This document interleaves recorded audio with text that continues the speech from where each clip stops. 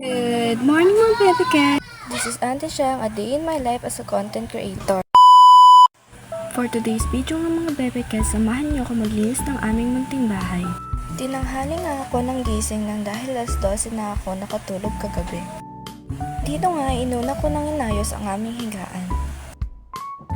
Pagkatapos ko umalis, yung mga unan namin dito ay inalagay ko na din ang aming bedsheet para naman magandang tignan, di ba? Pagkatapos ko ang may lagay yung bedsheet ay binalik ko na din yung mga unan. Dito nga ay isinulot ko na din linisin ng aming Jora box. Kitang-kita nga na ito'y magulo nang dahil kapag nandito ang aking asawa ay wala akong time para maglinis.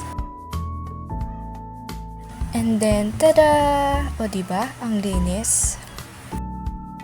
Dito nga ay sinunod ko na din maglinis ng aming kusina nang dahil nga hindi pa ako nakapaglinis dyan simula kahapon nang dahil masakit ang aking ulo.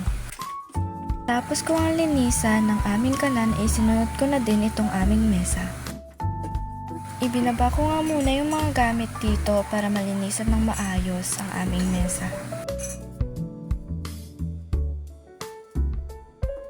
And then sinimulan ko na nga itong punasan. Pagkatapos ko nga ito punasan ay binalik ko na din isa-isa ang mga gamit dito. Nang matapos ko na ayusin ang aming mesa ay sinimulan ko na ding hugasan ang aming mga pinggan.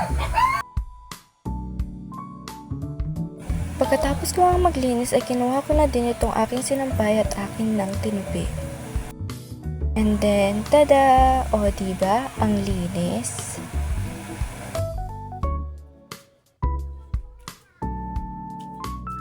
Yun nga lang mga baby cats, thank you for watching, God bless, and bye-bye!